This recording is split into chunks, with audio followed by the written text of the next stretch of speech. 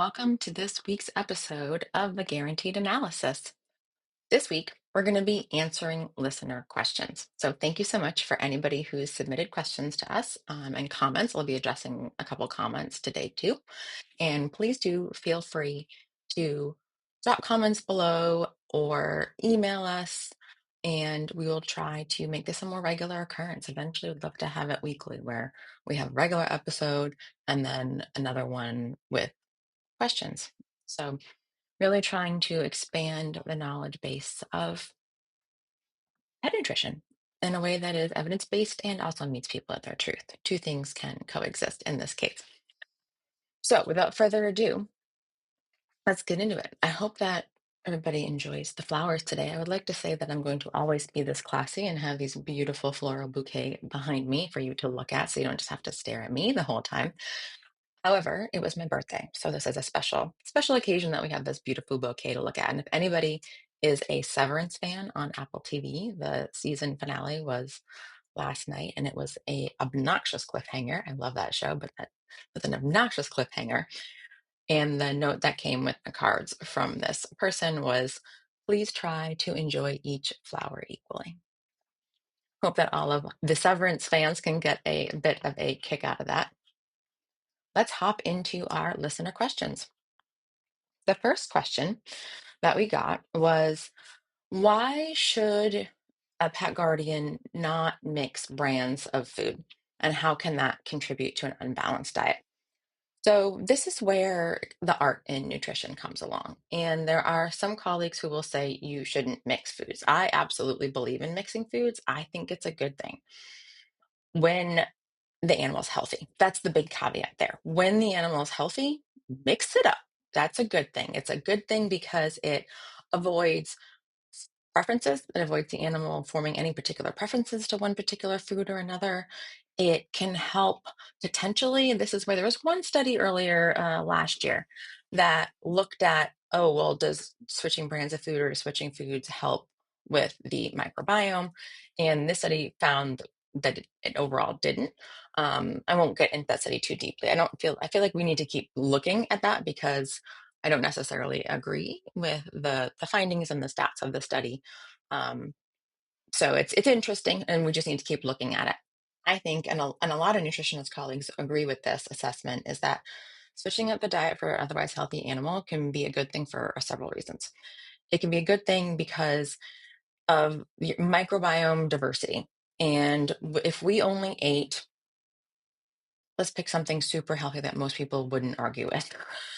Let's say chicken and broccoli. If we only ate chicken and broccoli forever, every day, we wouldn't have the most robust microbiome. However, we're supposed to eat a varied diet, right? And that's okay. Yes, yeah, I know animals, they have complete and balanced food. And that's why I think, a colleague of mine who would disagree, I'm having arguments in my head. This is how academicians work, is we are so used to having to defend our positions and come up with points and counterpoints that we have arguments with ourselves in our heads. And so they would say, well, that's because their diet's complete and balanced and ours isn't. And that is also true. However, it is my clinical belief that rotating the diets can help with promoting a more diverse microbiome, which can have effects on immune health and also digestion. I've always done that with my own animals, is we switch it up. And my animals also, and I've now had my own dogs and cats for 25 years now. All my animals, I can go and just grab a bag of food off the shelf or out of the freezer and feed them whatever when I run out. I don't have to do a transition at all onto any food because they're just used to diverse feeding.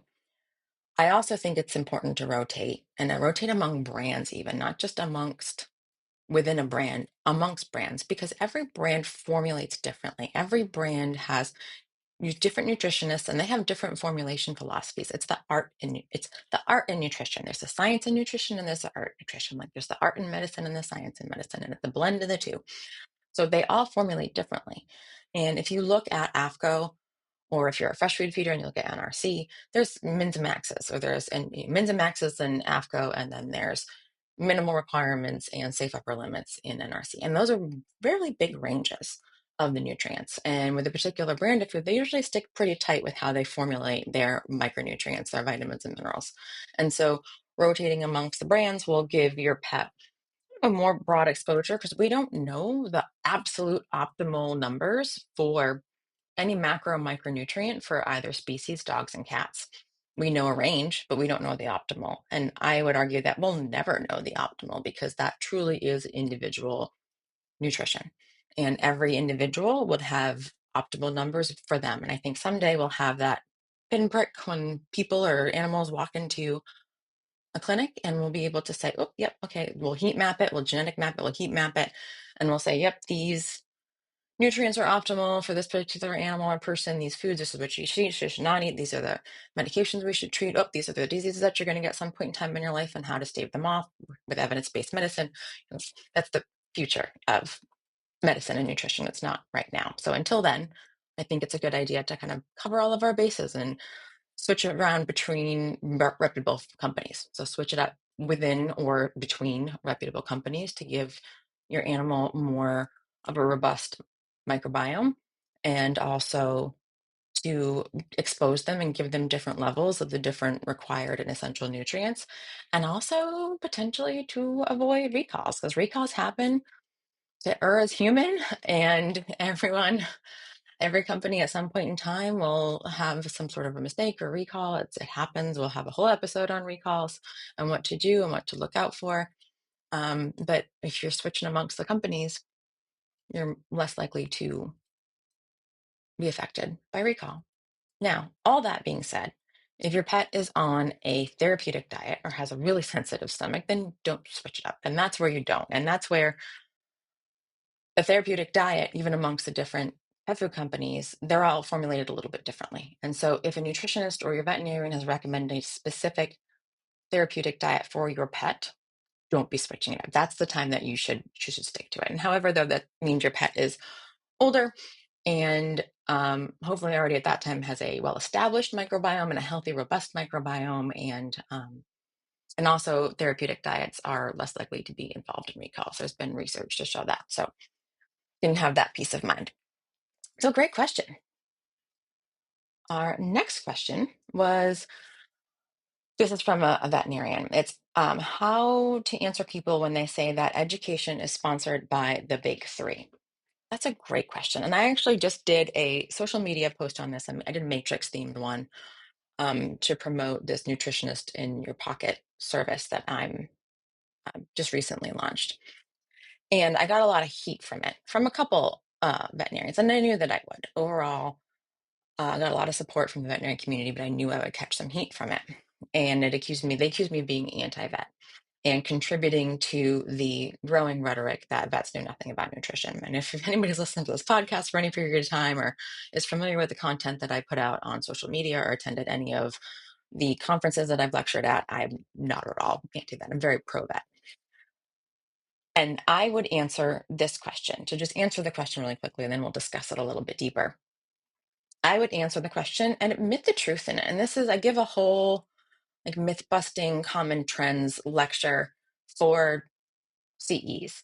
And I think the best way to address a lot of these myths is to acknowledge the kernel of truth, right? Like rumors and these myths, they start and they keep going because they started with a little tiny kernel of truth. It's like that game of telephone. I mean, I use that example a lot. You've heard me say it for how a diet ends up unbalanced, and that's how diet drift occurs. Well, the same thing can occur with myths, is that there's usually an element or a tiny bit of truth in it, and then it gets spun out of control. It gets a life of its own. People will apply a logical fallacy to it or pair a heuristic with it. I don't know that I've discussed heuristics here before, but a heuristic is something that our brain will do to take a complex issue or two complex issues that's complicated and try to simplify it. So it's taking that gap in knowledge and trying to bring it closer together, even though we really shouldn't be doing that and it's not accurate, but it's a leap that our brain will make. And so that's usually where a lot of the myths that start with pet food and nutrition are based on a logical fallacy or a heuristic because they sound really convincing, right? Like, oh, dogs are wolves and therefore we should feed them like a wolf. Nope, that's a return to nature fallacy. But it sounds good, right? Like it makes sense in our brain because our brains are always trying to make things simpler so that we can understand them, even if we don't have a advanced degree in veterinary nutrition. It makes it easier to understand when the true answer is a lot more complicated than that. So I would acknowledge the truth. So when a client says, if you're a veterinary professional who's listening, and this happens to me all the time, I get accused. Actually, we got a question. I got a question the other week of being accused of being a shill, and that's someone who only promotes um, commercial pet food because I'm quote paid by the big three, or my vet school was paid by the big three. This is something that veterinarians hear all the time, and I want to clarify for any pet guardians listening that the big three does not pay for our veterinary school. They don't pay for a veterinary school. They don't send us on trips to Hawaii. They don't um, do any, big unethical issues. That's not happening. So the things that's being accused of, they're not getting advance checks. There's no checks that are showing up at my door from any of the big three. If they want to pay for my vet school, I wouldn't mind that at all. I still have loans at 42 years old that I'm paying off because I chose to go into a specialty that's not a big paying one. I'm joking. I wouldn't actually accept that money. I had ethics. And that's something that when people accuse us of that, when people accuse veterinarians of that, it is incredibly insulting. We have taken oaths. We are ethical humans. We are ethical humans to a fault. If we really cared about money and were interested in being shills, we wouldn't go into veterinary medicine to begin with. And people don't realizing how insulting that is. And so sometimes, so I could answer that question a few different ways. And I have in the clinic when this gets thrown at me, which it does very regularly. Sometimes I just pause and I'm very quiet for a minute. And that's always a good thing to do. When someone says something insulting to you, you just pause and you look at them and you maintain eye contact, uncomfortable eye contact, make them squirm a little bit, make them start to like get uncomfortable because you're staring at them for too long. And then once they start to squirm, then you say, did you mean to be insulting when you asked that question? And they can answer you. Maybe they did. Maybe they were. Some of the clients have said, yeah, I did. So I think it's wrong. And I think you should be ashamed of yourself. I say, well, nobody sponsored my residency. Nobody's paid for my vet school. I've never worked for a major pet food company. And then they go, oh gosh. That's also to say that if they did support a residency, if they did, which they don't, even if they did help get a scholarship to help someone go to veterinary school, that individual coming out of it still wouldn't be beholden to that pet food company. They don't ask for anything in return. Actually, mine was a non-for-profit, and I had to do a lot more kind of record keeping throughout my residency so that the non-for-profit wouldn't get in trouble than any colleagues that had gotten support from any other pet food companies. And that's something that all pet food companies should be doing, is supporting research and academia and internships and residencies. So that's not a bad thing. So so you could do that and then just say, did you mean to be insulting by that? That's not what that myth of perpetuation of we're having our education paid for is not accurate. You could also acknowledge the truth in it. And this is usually what I like to do. And sometimes I mix it up and do both. I like to acknowledge the truth and say, that's fake. That's not accurate. That's not accurate information. And that's really harmful, insulting information that is continually perpetuated as propaganda to support one style of feeding. Because it really is. It's only being slung around by fresh food feeders in order to discredit veterinarians who make commercial science-based recommendations.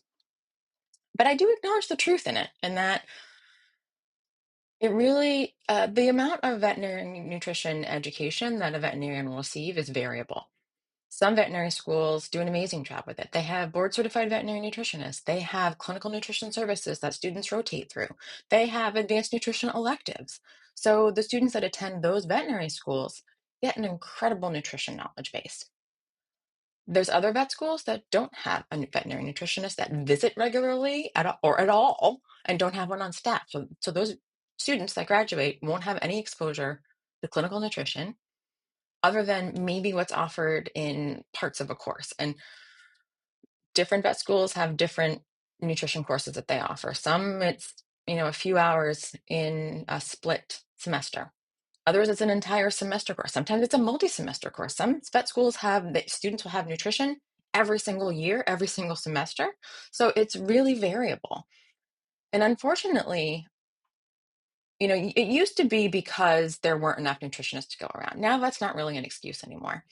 And yeah, no, there's not enough of us to staff every single veterinary hospital. However, with the modernization of technology and the use of Skype and virtual learning and the improvements in virtual learning, that's not really an excuse anymore. So absolutely every veterinary school should not only have a veterinary nutritionist on staff, or they should be working with one on a regular basis and offering nutrition workshops where nutritionists could come for a week or a month and the students could rotate through and see how it works to work with a clinical nutritionist.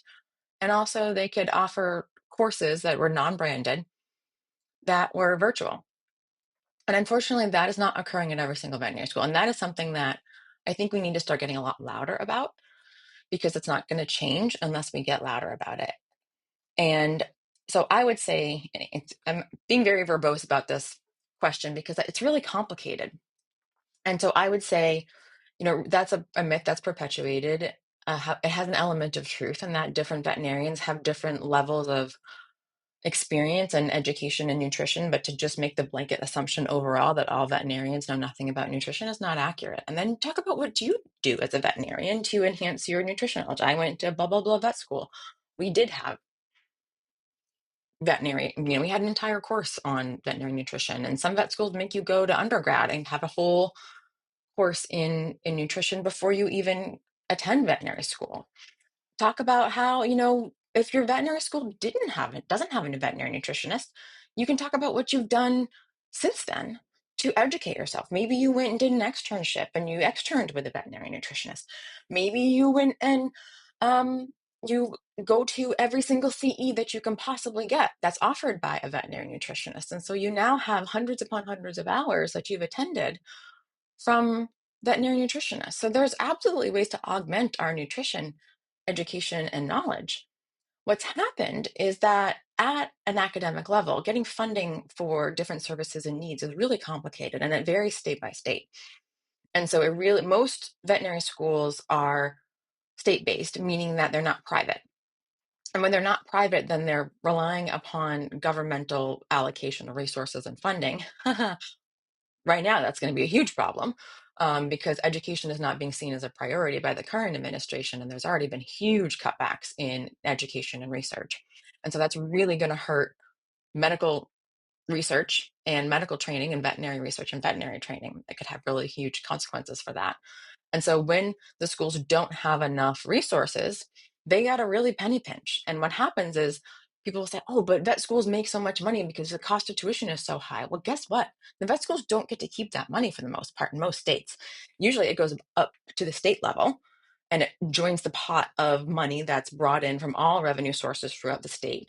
And then based upon that, whoever's in charge and whichever political party is in charge, then it's decided what percentage of money is allocated to various causes throughout the state. And so then the veterinary schools get money back from the state and have to make do with it.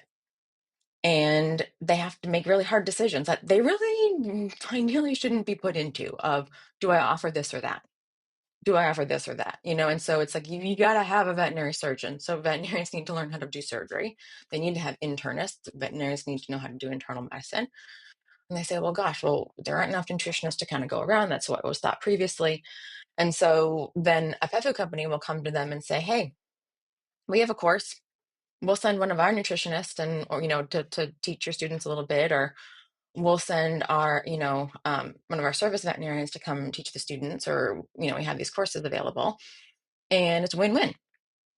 Win for the company, it's a win for the veterinary school. So the veterinary school doesn't have to come up with the money to pay for it. And previously there wasn't enough nutritionists to go around. So it was a good solution. And are these courses total propaganda for the pet food companies? Heck no. I just did a story on this the other day of a somebody who was, trying to vilify and say that, oh, schools and vets know nothing about knowledge, and they tried to vilify the small animal clinical nutrition textbook. So I did an entire walkthrough of that book and how everything that that individual said was not accurate, and that clearly that individual's never even cracked open the book and looked at it, because the misinformation they were spewing was flat out lies. And so it's a very much two things are true. Is that a value, is it a valuable resource? Absolutely. Is the education courses that are provided by pet food companies great? Yes, they're great. They're good sources of nutrition information. Can they have a bias? Sure, you bet. Now they're not going to be like a walking advertisement for those diets necessarily. They can. They're usually not. Do they present the formulation philosophies of that company? You bet they do.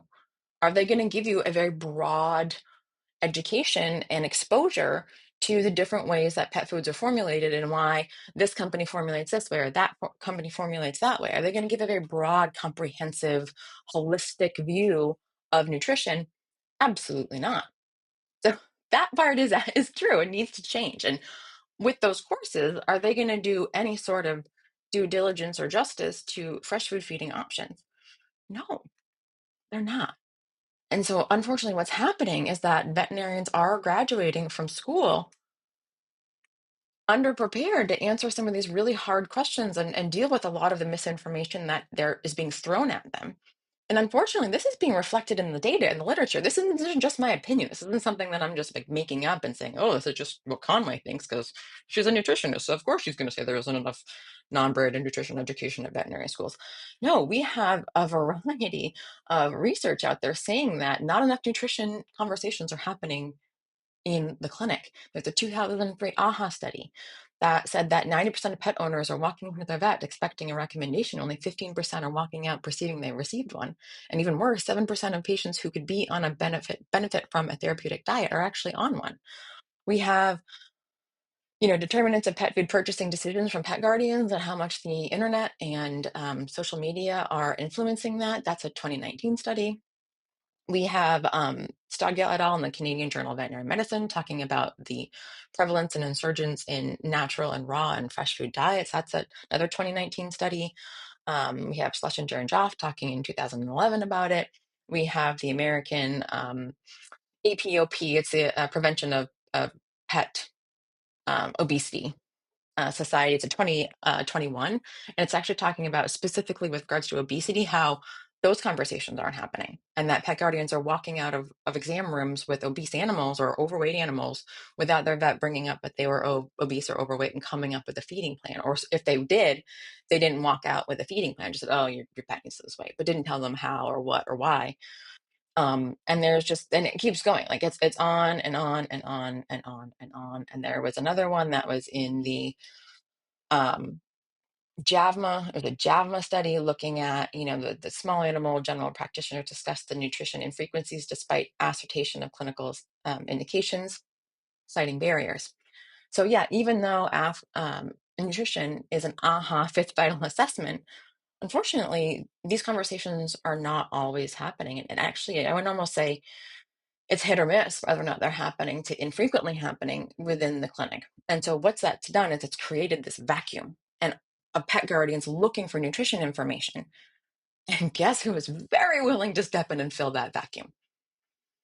People who have something to sell or want you to mistrust veterinarians or and it's created a vacuum for the fake certified nutrition individuals, or also it's created a vacuum because fresh food feeding hasn't been discussed at all. Like there are some schools and you're taught, don't do it. If your client brings it up, tell them not to do it. Tell them to only feed these diets that have all the research behind them. Don't do anything else. Well, then what's our clients are going to do? They're going to just walk out there and get advice from someone else. So we can admit that these particular foods do have the most research behind them. However, if this other types of feeding, there is a growing body of evidence starting to emerge to support their use when done appropriately. And if they are interested in that style of feeding, be ready to have some options and resources for them so that they don't go running to the social media grifter for that level of advice. And that's why left, corporate medicine and practice and the clinical nutrition day-to-day clients and started to build educational courses, and why I'm doing a podcast and why I get beat up every day on social media, is because we need to be having more of these nuanced nutrition conversations and offering more comprehensive nutrition recommendations to clients looking for them so that they don't go running to safe and unsafe, unbalanced resources, unqualified resources of information. And I really want to help my colleagues do that in a way that isn't going to overextend them, because we all know that most veterinarians are burnt out, they're tired, they're exhausted, and they are just trying to survive. They're just trying to survive, and they got to fit everything into a quick appointment. And so this was a very long-winded answer to that question, because it's something that I feel very passionate about, and it's what I built my business around. Is we can acknowledge the kernel of truth in the misinformation and then address it, and make it very personal. Talk about what you as a practitioner do to enhance your nutrition knowledge, and um, and then also admit too if you don't agree or you don't like the diets I recommend. This is where I hope every veterinarian will have this circle of trust, that's wheel of circle of trust that I talk about when I do CEs, of options within the four various categories of feeding options. And you can say, if you don't like my recommendations, here's some other individuals who will have, more, that will do more fresh food feeding. And here's some trust resources. So if you're not ready to talk about that yourself, or you're not comfortable, or you don't think there's enough evidence behind it, that's okay. That's a valid medical answer. Just please do offer them someone who will talk about it. So if, and there's, even within the nutrition community, there are some nutritionists who won't do and talk about and formulate raw, but they will guide clients towards those of us who will. So great question. Sorry that I took up the entire podcast time talking about it. But hopefully that gave some good background information on that and ways to answer that. And also for the pet guardians listening, hopefully provided some nuance and discussed both sides of a very complex, complicated issue that hopefully as an industry, we're going to do a better job at addressing, in the next decade. I got a question about the costs of food. That's really something that I can't comment on. I don't own a pet food company. I don't price it. There's a lot that goes into pricing pet food.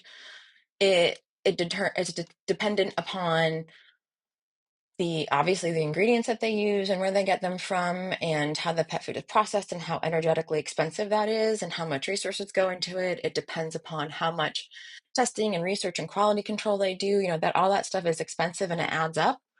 So, what goes into the cost of a pet food is so much more than just the individual ingredients. And that's why I really hate how much overemphasis is put on just the ingredients alone.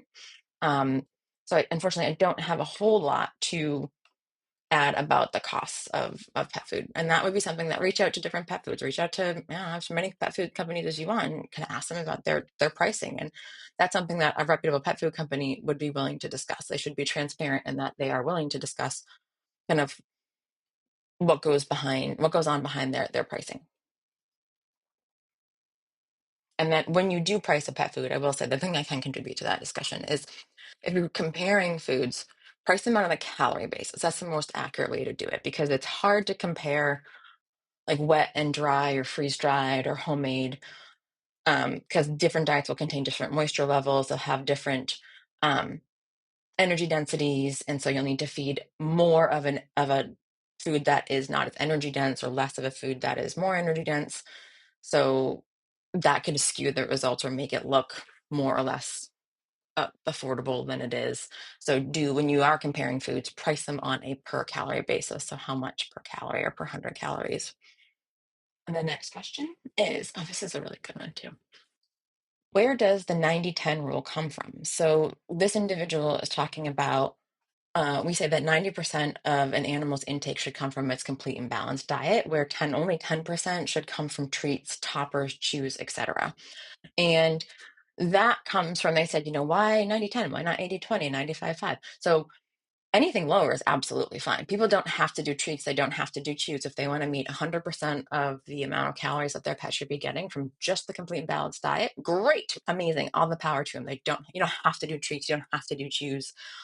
Your dog or cat can be just as happy and have just as good a quality of life if you don't do any treats or chews added on top of their diets. There's lots of ways to enrich their lives and to use their food as treats and stuff their food dispensing toys with them, so that they get lots of enrichment without the addition of additional treats and calories. Where the 90-10 came from is how pet food is formulated, or recipes are formulated in general, whether it's fresh or kibble or whatnot. And it's looking at the micronutrients and how much micronutrient needs to be added to that particular food and those particular ingredients to make it balanced. And when you're formulating a food, when I'm formulating a food, I want to have a buffer, and any good nutritionist is going to have a buffer. So we're not going to just barely make it balanced. We're not just going to barely scrape by the minimums in AFCO. If we're making fresh, we're not just going to barely scrape by the minimum requirements in NRC. We're going to have a nice buffer in there. So not up and above the safe upper limit. We don't want to be pushing the levels of toxicity. But we also don't want to be scraping the bottom of barrel of minimum requirements. So we're going to formulate somewhere in between.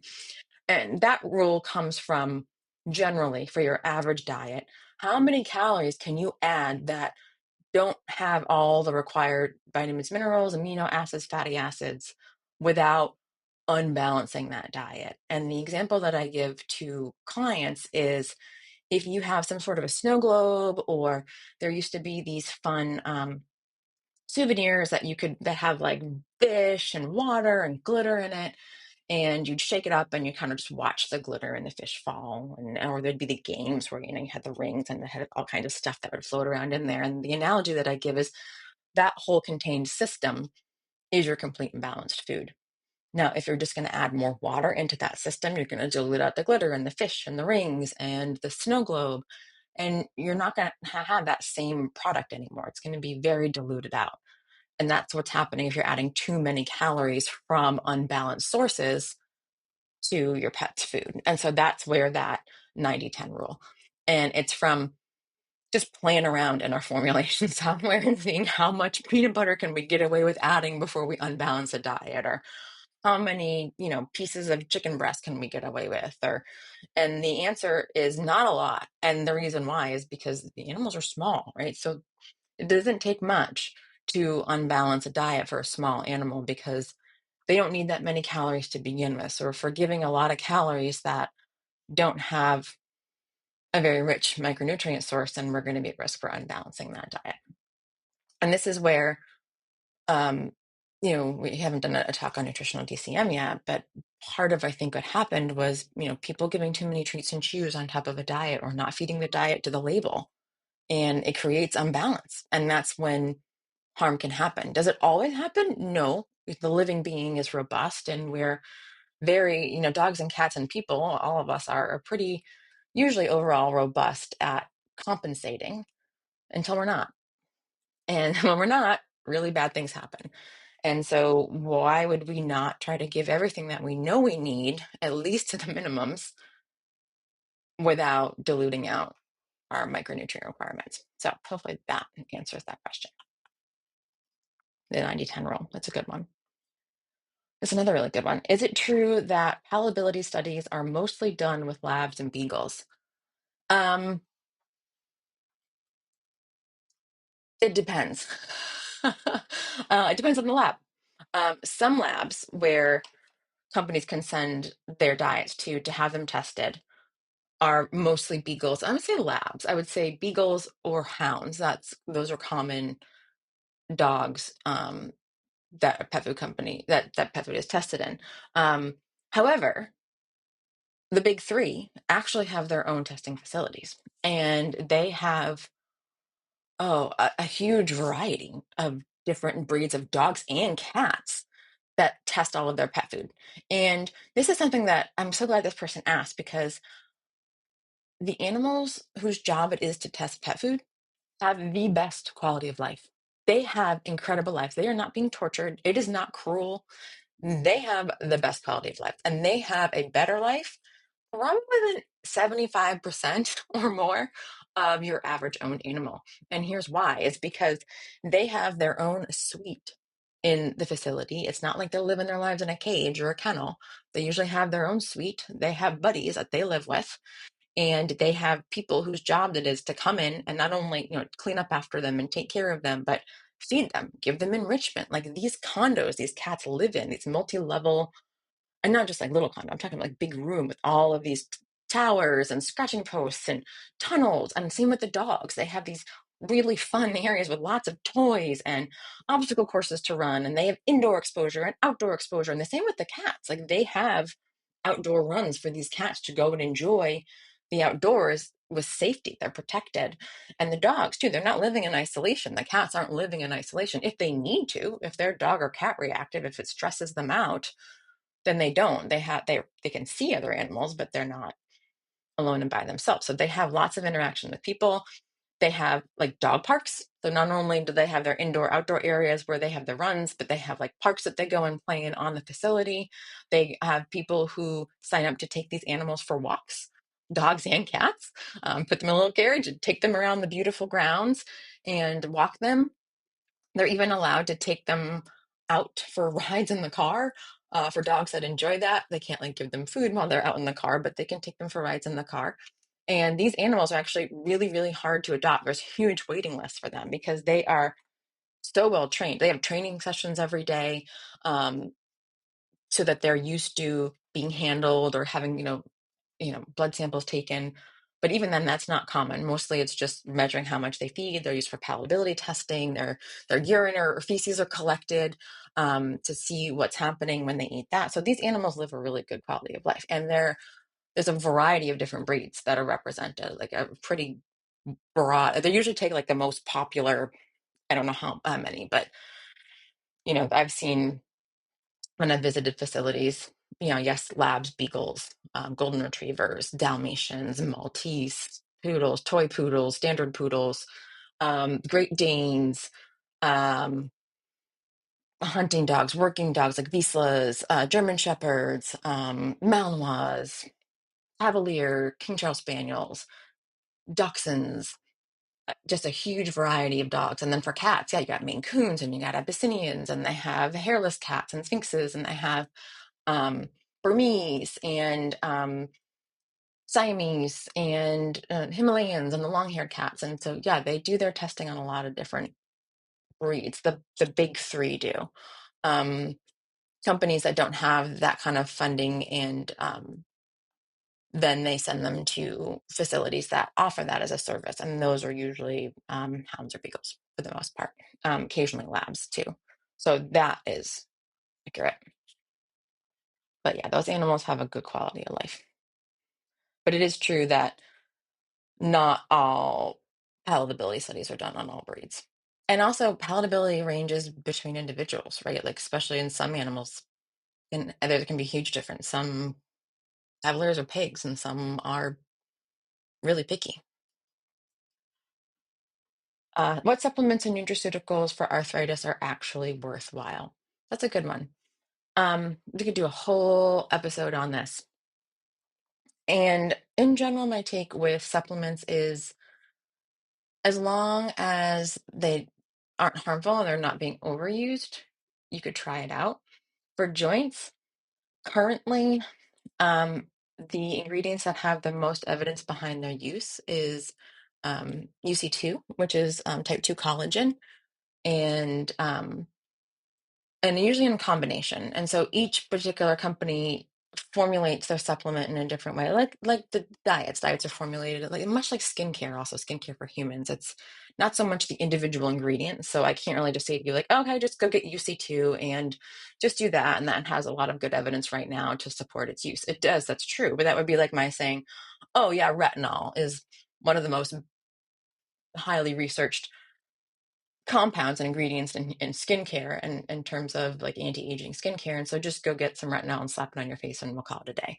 Oh my gosh, there's so many different types of retinol, and forms that are more potent than others. And then when you combine that, retinol with other ingredients, it can potentiate it or make it stronger or more absorbable, or And then, if you use it with others, you can like buffer it down. So those with sensitive skin won't, retinol can be irritating to them. Same with a joint supplement. So yes, UC2 is, I think, one of the most kind of up and coming ingredients in nutraceuticals, but it needs to be dosed therapeutically and usually in combination with other ingredients that can support joint health and decrease inflammation at the level of the joint and really kind of deactivate those metalloproteinases.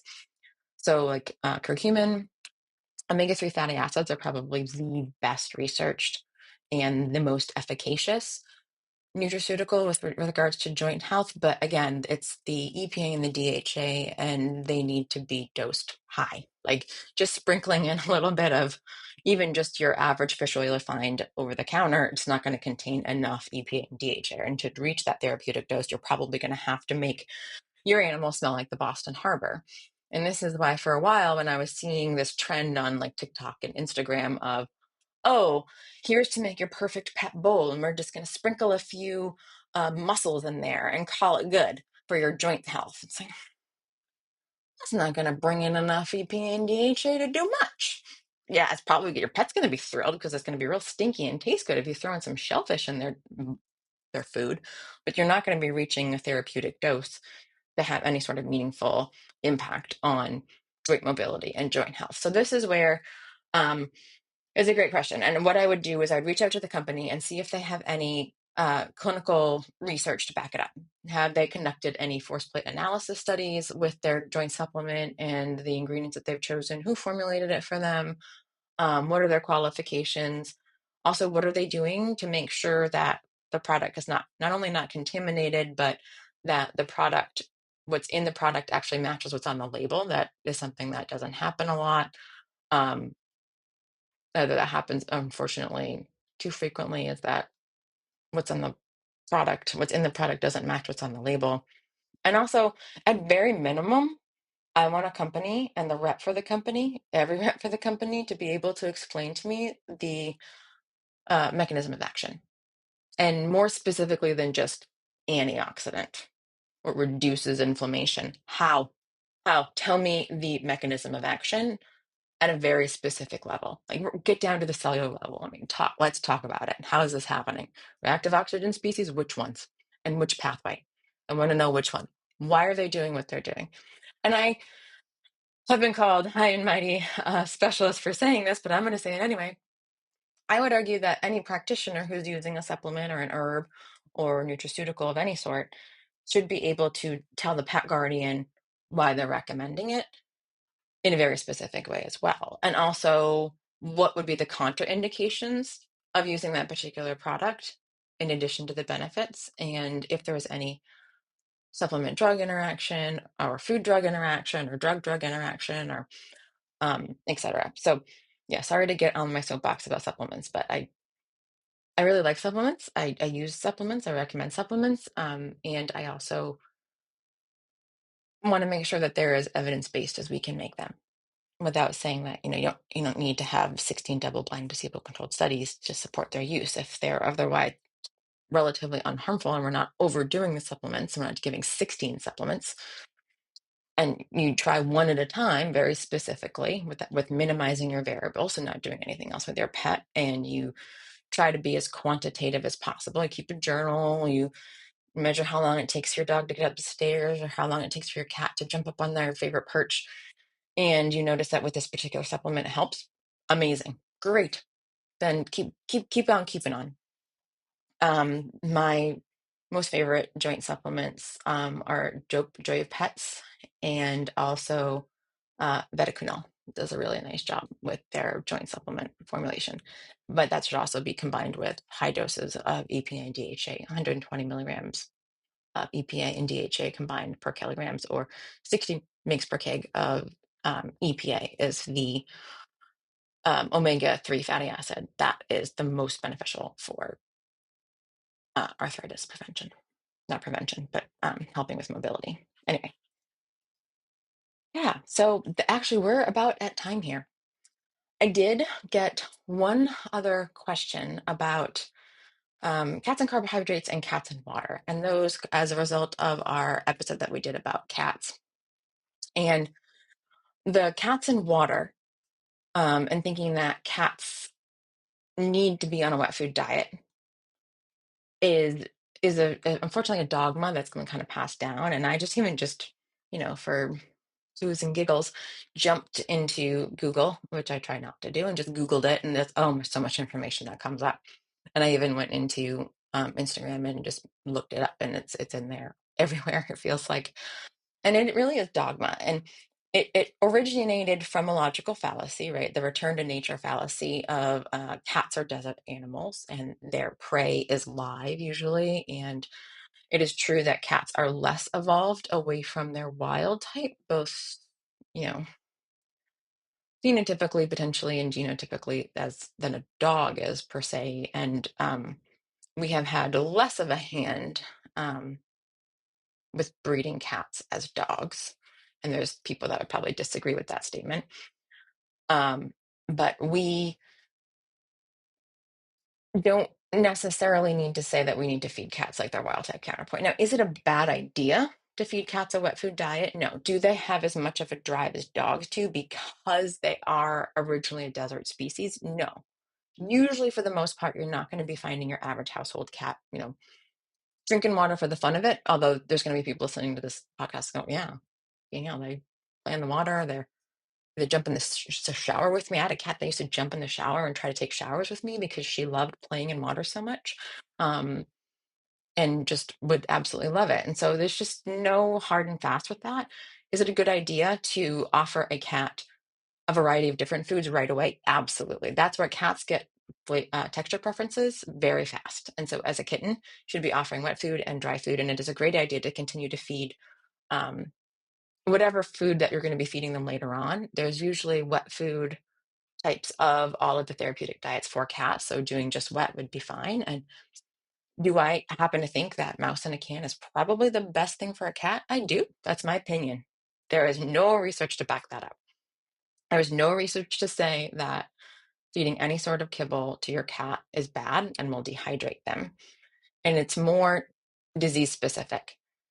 And it's like the whole protein caused kidney disease thing for a while, where it was like, oh, when they have kidney disease, we need to be worried about protein. Okay, well, when they have renal disease or if they have urinary tract disease, then we need to be providing extra hydration and really be very vigilant about making sure that they are drinking, because many cats do not have the drive to be going out and drinking. But as a pet guardian, you just need to be monitoring your cats and making sure that they are drinking and bringing them in for their once to twice a year annual lab work and making sure that there's no signs of dehydration on lab work, and doing the skin pinch testing and making sure that they're not, that tent isn't staying up, it's snapping right back, and that gums are nice and moist. And otherwise, cats absolutely can be on kibble and maintain their water intake. I think it's a great idea to be feeding some level of moisture to a cat. I'm not going to disagree with that at all. I'm going to agree with you, but I'm also going to take on somebody who says um, feeding a kibble-based diet causes harm to cats. There's absolutely no evidence to say that it does. It's just dogma. It's just been passed down, and because it sounds so convincing, it sounds so good, right? It's a heuristic. Oh yeah, that sounds right. But when you actually go and look at the data, and there's actually a really good study it's a recent one, and it's kidney disease in cats, and it has being on a wet food diet doesn't make a cat any less likely to develop kidney disease. And there's research to show that being on a wet food diet doesn't make a cat any less likely to develop urinary tract issues as well. Fluted, crystals, FIC, you name it. It does not. When they have that disease, is it a good idea to be increasing the moisture as much as possible? Yes. And that's why it's a great idea to introduce a wet diet early on. And I just personally, it's my own opinion, I think it's a mouse in a can would be the optimal diet for a cat. But I'm not going to let anybody shame someone for, feeding an animal kibble ever, at least until the evidence says so. And that's where anybody, any medical professional, whether it's human or veterinary, nutrition or conventional medical, we should always be willing to change our minds and our opinions as the most recent data presents itself. And that's not being waffly, it's not flip-flopping, it's being a good practitioner. It's being an ethical, evidence-based practitioner is once we have an overwhelming amount of data saying that something is unsafe or something that is good or something that is we should be avoiding, we shouldn't ignore that. It is irresponsible to ignore the greater scientific consensus. And we should be, and even if it's today, what we think today, based on the research we have today, and this is why it's also really important to get as much non-branded education and research as we possibly can. And all pet food companies, especially the fresh sector, should be ponying up and contributing to the greater scientific consensus. And a question that everyone should ask a pet food company is, what are you doing to increase the knowledge base? What are you doing as a company to help increase the knowledge base on pet nutrition? How are you moving the brick of knowledge down the road to benefit pets in the future? Not just the ones that are eating your diet now, the ones that are eating diet in the future. What are you doing to help? What are you doing to move that brick down the road? And even very small companies that don't have big budgets can be doing something. And if they need ideas, tell them to reach out to me. I have lots that they could do on a very limited budget without needing to have very deep pockets for that. And with that, I'm sorry we did not get to all your questions. We'll try to get to more at a different time, but please keep all the questions coming. I really want, and everyone who's involved with this podcast really wants, whether it's Kim or Mal and Carrie, we all really want this to be a safe space where people can come and ask questions to you and explore those logical fallacies, explore the heuristics, explore the misinformation in a way that hopefully never makes anybody feel attacked or targeted or talked down to, and have those difficult conversations. Nutrition is not black and white. It is very complex. There's a ton of duality in nutrition. It is very nuanced. Two things are true is something that if anybody has been listening to or reading any of my content for any period of time, you'll hear me say it all the time, probably to a point where you're sick of me hearing me say it. Two things are true. It's accurate with regard to nutrition, and that it's never that simple. And anybody who tries to make it that simple is usually utilizing heuristic or logical fallacy in order to make it that simple. So I hope everybody has a wonderful week, and please keep your questions coming and please share and rate us, and so that we can keep growing as a podcast and be able to offer even more amazing things to our supportive listeners. We appreciate you. Be feeding.